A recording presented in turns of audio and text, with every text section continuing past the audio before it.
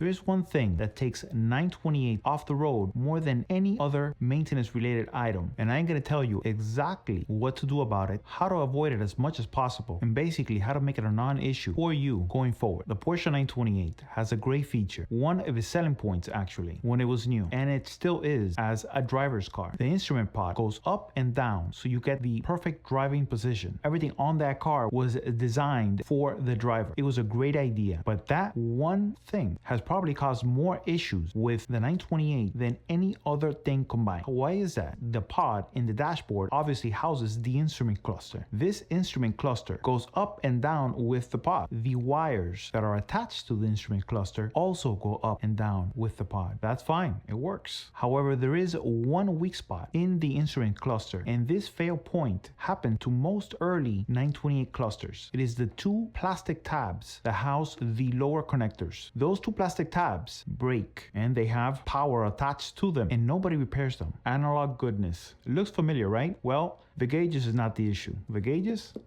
they last a long time. The issue's in the back, specifically right here. You've got a printed circuit board and two plastic tabs that go. This printed circuit board is essentially two sheets of thick plastic fused together holding the wiring inside. Now there is power running through all this wiring, and the moment that plastic starts delaminating with heat and cold fluctuations in temperature, the fusing of the two sheets keeping the wires together, it starts coming apart. You've got live positive and negative wires, one after the other, right next to each other. So you'll have gauges that sometimes work on one position, they don't work on the other position. I've seen people just bang the cluster up and down. It's terrible. They do just to get the gauges to work, moving the little wires that are in the back. Now, any one of these little things grounding out a wire can easily knock out your cluster. Since they're analog, if you have a crossed wire, you won't necessarily mess up the gauge, but it'll stop working. And it is something that is so easy to fix. The other issue is the plastic tabs. These plastic tabs break because plastic is plastic, and plastic becomes brittle. As the cluster is going up and down, you've got the thick connector plug cables going up and down with it, and the plastic tab is the stress point. When those plastic tabs break, the only thing that's holding the connector to the foil backing is the plastic laminate. Not good. I've seen a lot of tutorials on how to fix this. You can plastic weld, you can put tabs. I've even found rolled up cardboard shoved in there just so that the connectors make contact with the wiring. Add to this one other factor. Virtually all 70s and 80s Porsches, the plastic odometer gear turns to mush by itself. So basically every single gauge cluster has had its odometer gear replaced, probably several times. As a matter of fact, if your odometer gear is working, your cluster has been pulled, just because they don't last. And that's okay if you know what you're doing. But in a lot of cases, you'll see a lot of this. What are we looking at here? They're testing to see if it works after they pulled it, and they've got the pod hanging by the switches. You see those cables? Those are live wires. This is not the way to do it. Always remove the negative. So they're hanging the pod by the switches. You can add that to the list of things that can go wrong when somebody that goes in there does surgery on the car shouldn't be doing surgery on the car. This is not a skilled surgeon. So what do we do about this and minimize it to as little as possible, because these cars are so reliable, and virtually the only factor that you'll have is other hands going in there. First thing is, don't move the cluster up and down. Leave it set, and don't let anybody come in your car and adjust the cluster. That cluster should be fixed. That would eliminate 90% of the problem. Number two, if you are going to replace the odometer, especially if you have an earlier car, you should go in there prepared. It's impossible to tell for most people if the plastic tabs in the back are broken. I can already tell, but just with the sound going up and down, you hear it crunching a little bit.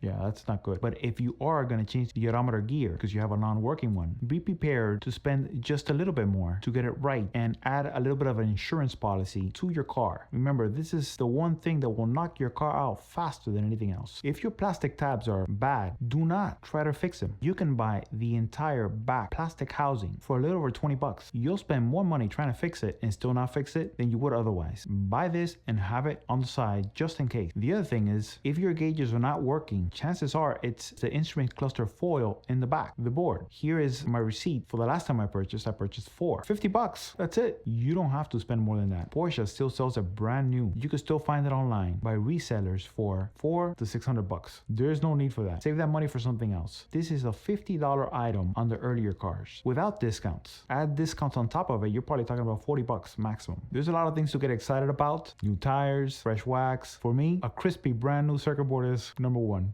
just because I've had so many and I know that this is a fail point. Just because this happens to be one of the weak points on the Porsche 928 doesn't mean that it has to be one of the pain points. You can have essentially a new cluster with all of its issues removed: the circuit board, the plastic housing, and the odometer gear. And you don't have to worry about it again, probably for decades. Nothing will take out a 928 or any car out of the road faster than the gauges not working or partially working. Because if you don't know what's going on with the car, you don't want to drive it. And so you just park it. And parked cars are not good. These cars are meant to be driven a lot. These cars were not weekend cars. These cars were daily drivers. They're still like to be driven daily. I'm going to link them below. The prices are comparable virtually everywhere because Porsche is still selling these parts brand new. You can probably find it elsewhere. I want to thank everybody who has liked, subscribed, and shared my previous videos. A lot more to come, little by little, because it's hard making videos. Until the next one.